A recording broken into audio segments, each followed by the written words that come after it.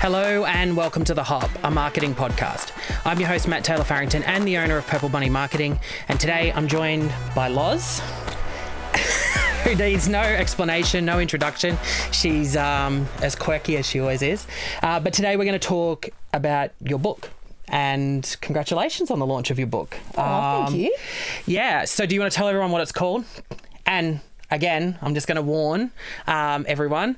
It will be censored because, it's got an interesting title. So you're going to censor the shit out of it, right? Correct. Yes. Yes, so the book, it's called The Uncensored Version. Get the Unstuck. But if we are playing for children at home, it is Get the F Unstuck. F stands for anything else other than the word that it stands for. Fire truck. Yeah. Fire truck. So congratulations. And I see Amazon's bestseller, is that right? Did I get that right? Sure is. Oh, yes. Thanks for the plug. You're welcome, anytime. And I guess the reason why we got you onto the podcast is because our audience is predominantly business owners or people who are in that sphere, that are go, go, go. And I guess we all get on that hamster wheel where we get stuck in that process. And I think there was some great synergy with our audience to talk to you today. 100%. Perfect. There you go. She's been listening to the podcast because that's my little catch cry. And apparently we're going to change the hop to the 100%. So I guess starting off, why is your book perfect for business owners? Why would you say a business owner should read your book? Well, the first part of that conversation is that I am a business owner and having been in business, in real adult business for 18 years now, just exiting a business actually for the first time in my life, but starting a business when I was 15 years old. The reality is that you will always prioritize income generating activities over your self-care. And the glass ceiling of the potential of not only you as a business owner, but your team will sit over your head if you don't start looking after yourself. If you are running on inadequate eating, if you're not thinking about what you're putting in your mouth, if your breathing is terrible, if your sleep is up the wazoo, if you're not getting enough exercise in, and you're not drinking enough water and maybe too much caffeine, other forms of stimulants, right? Yes. Or things like alcohol, the chances are that you are only performing suboptimally. And when we can release the handbrakes on our potential, we can increase our focus, increase our productivity, and really serve the people that we want to serve more effectively. Yes. Yeah, perfect. And I guess you kind of leaned into that a little bit, but in the book, you actually refer to, don't feel guilty about investing in yourself. Yeah. And, as a business owner myself, we kind of know that we really don't prioritise ourselves when we have a business or, in our instance too, we're really focused on driving that. I mean, I know for the last couple of nights, I've been up very late to meet deadlines, to do things, and I haven't been able to prioritise my normal self-care of getting to the gym and doing all those things. So how do we get better at doing that, and why should we focus on ourselves? Why is that important? What a great question. So the thing is, it's never going to be perfect. Life is full of situations, right? That's a word that I made up. It's in the book. There's a whole library of laws at the end of the book, actually. The reality is that situations will ensue in your life, whether you like it or not. When we turn up to a situation having not slept properly the night before, it's actually quite challenging to go into battle when you are not looking after yourself. So finding ways to just make things a little bit better will improve the outcomes for your business so it can become more successful. And just understand though, you're never going to get it 100% right. I was up late last night too because I had a whole heap of business documentation to go through for the sale of my business, the other business that I have. Yes. And so, the piper has to get paid at some point, understanding that you have to find opportunities to really fall back into those self-care habits. My thought pattern is for a lot of people is that you want to make them non-negotiable. So over the course of a week, you may not get it 100% right all the time, but if you can get it 85% right 100% of the time, I think that's a pretty damn good statistic. Yeah, I agree. And I think, I know I put my hand up, I got stuck in a rut there for a while. Business was busy and we were just churning, getting in that process. But since I've actually prioritized my health and getting back to the gym and what I eat and all those things, I'm noticing a change in my mood, my demeanor, the way I approach things, all sorts of things. So and you're nicer to hang around. You're not being an asshole all day, right? Like, correct. And that's a reality. And you know, the most important part of your business is actually you. Because, you know, even if you are scaling a business, I mean, most of the business owners that I talk to aren't running, you know, Fortune 500 companies. They're running some sort of micro business. They might be a solopreneur. They could have a small team of onshore or offshore staff. But the reality is they are an integral part of their business, whether they're on the tools or they're the thought leader. And you are really capping your potential when you aren't thinking about those things. And I know this. I've been burnt out 3 times in my career. 2 of those times I've been hospitalised. It is not ideal. I do not advise it. And that's why I went and did a whole bunch of research and studied a whole heap of things to become an interdisciplinary coach, because for me it was a lot of me search to work out, well, what would be the better way of me learning to navigate those challenges in the future, using failure as feedback and then using that feedback as a failure forwards to learn and grow so that I can actually, you know, face those challenges, which will happen again, with a lot more ease. And by using that handbrake habit concept, which I talk about in the book, then it allows me to go, okay, well, of eating, breathing, sleep, movement, and hydration, the 5 handbrake habits that I propose, you know, how can I ensure that every day I at least meet minimum viable product of those things? So we're talking about MVPs and things like that. So, you know, making sure that my eating is mainly good, that I'm prioritizing protein. My sleep is mainly good, that I'm at least catching up if I have a sleep debt. That my breathing is okay because I'm focused on my posture and I'm taking time out in my day to think about like what it is that I want to do to relax, to recharge, and, you know, that I'm drinking enough water. I'm not over drinking the alcohol or buffering myself out with caffeinated beverages, and that I'm moving enough, because you feel better when you move and you do all of those things, right? And why wouldn't you want to feel better? Yes. Ask my business partner. She hates it when I've been to the gym afterwards, because all the endorphins have kicked in, and she's like, you've had pre-workout and been to the gym, haven't you? And I'm like, yeah. And then start sweating and hugging everybody. Yes. But it does. And even at night, like, I have to be careful. For me, I've worked out for me, if I go at nighttime to the gym, I'm like buzzing. Pinging. Yeah. So it's kind of like releases endorphins for me that makes me very active. So that's why I prioritize it, going in the morning, getting it done and working that. So, all right. So moving along, as a business owner, I guess we tend to have a lot of stress and pressures to perform, not only to make sure the bank account gets filled, but there's all sorts of things that we have to hit. You know, we might have certain contracts and other commitments to other people. I guess how can we cope with them, or is there any things that we can do, that we can implement in our day to help kind of relieve some of that stress and that pressure? Yeah, I think that in modern day, we have conditioned ourselves to be busy, and a lot of people wear busy as a badge of honour. And I don't know about you, but when I go to Woolworths or Colesworth, let's just call it that, you know, people go, "How you going? You've been busy?" I'm like, no, I've been productive. I've been purposeful.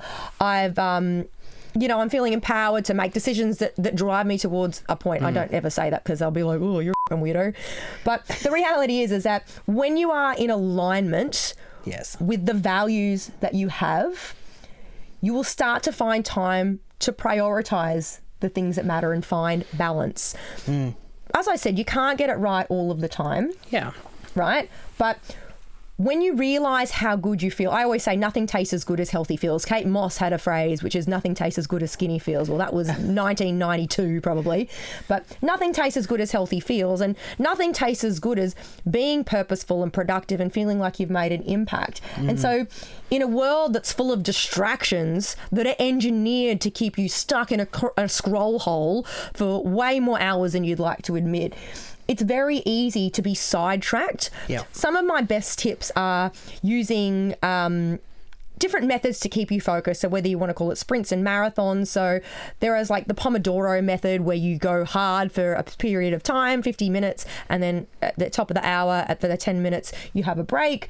But finding a strategy that works for you. I like time blocking. My calendar is full of like color-coded time blocks of work, and each color code represents something different. So one color block might represent something I'm doing to work on the business. One might be a color code to focus on stuff that is working in the business when I'm actually dealing with clients. clients. One might be color coded for my own self-care. And I like to see those blocks kind of like Tetris line up across my working week. And that for me really keeps me focused on the things that are important, because life's too short to not give a shit about yourself. Yes. End of story. Agreed, 100%. Yeah, and then something, I guess I, for a very long time, was so focused on be the best, do this, do that, and you're so committed to doing that that you, I guess, lose sight of the fact that your health, you know, it really does impact your day to day. And if your health is diminishing, I noticed as I put on more weight, as I got tireder, I started reaching for more of the sugary based products. I started reaching for those sorts of things.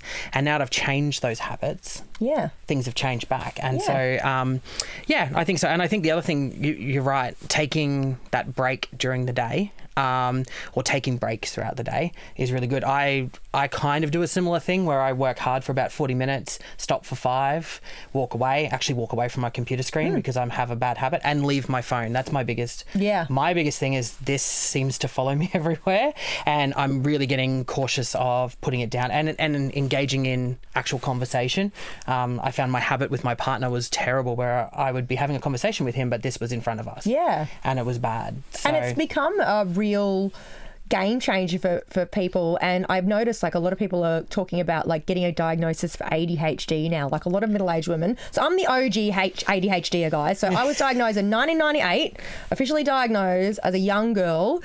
Back then, the only people that got diagnosed were the naughty boys up the back throwing, spitballs at the teacher. And I did struggle with my attention, and I was medicated for quite some time, and I've been off medication since 2010 by choice. The reality is that it's really easy to be distracted when it comes to your health and wealth. Like health and wealth derive from the same Latin word, and your wealth is useless without health. And we do chase what I call the metric of success. So it's like the likes, the follows, the money in the bank, the tangibility of, the status symbol and this tokenized version of what it should look like when we've made it, right? But it's more about the journey. And I think I've learnt, my husband passed away very suddenly a few years ago, and it was a real wake-up call for me to be able to understand how short life was. And I have a TED talk that talks about how my husband's suicide was the best thing that ever happened, because it really taught me the essence at such a young age that it's the sweet stuff in the middle. It's not the cars and the bags and the shoes and the things. It's the journey of self-mastery that really is where the spice of your life is at. And you can achieve that through your business, right? Yes. That's the point of going into business, is to create impact and serve others and make a difference. But if we're so friggin' stuck on this thing, we're only half-assing our way through our life. And guys, like, never half-ass anything. You have to always use your full ass, 100%. I've been holding on to that for like 10 minutes now. Yes. All right. So, in a nutshell, if I am feeling stuck, I'm a business owner, and my life is feeling a bit like Groundhog Day. I feel like I'm stuck in that rut. What would be one thing that someone could do today to get unstuck?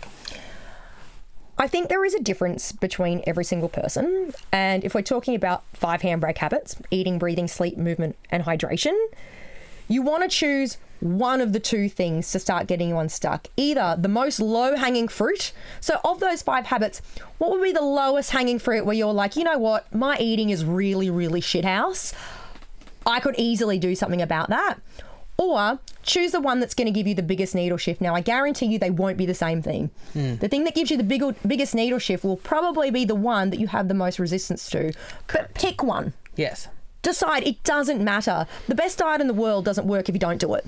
The best exercise routine and the best plan doesn't work if you don't actually implement it. So pick the thing that you are confident that you can actually start to make an adjustment on. The thing that like you could totally do, and just do that one thing for a month.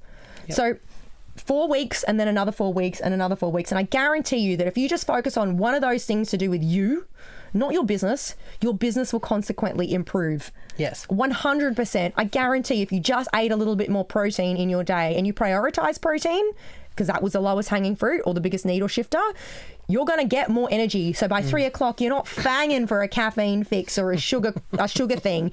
Yes. You are probably feeling better. Your sleep's going to improve as a consequence. Yep. Probably your hydration will improve. You'll have probably a bit more energy to exercise. And so the beauty of the 5 handbrake habit concept is that when you focus on one and unlock one handbrake, the others accidentally unlock themselves like a domino effect. And that is my main piece of advice for everybody.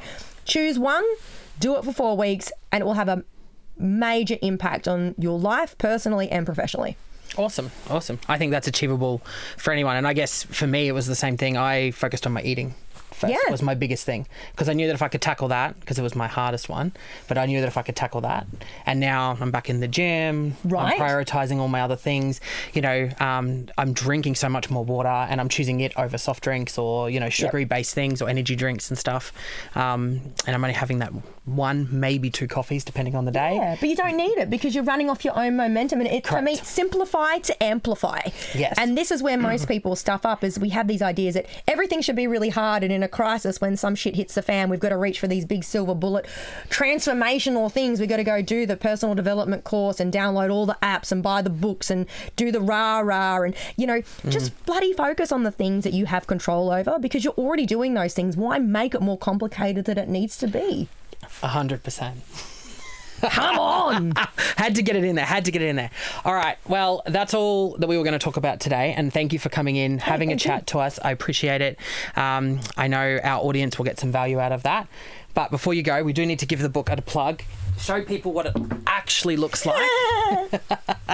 So we know you need to see the title. You need to see it there. Obviously, it's Get the Unstuck. And it's ADHD friendly, so it's got a colour-coded spine.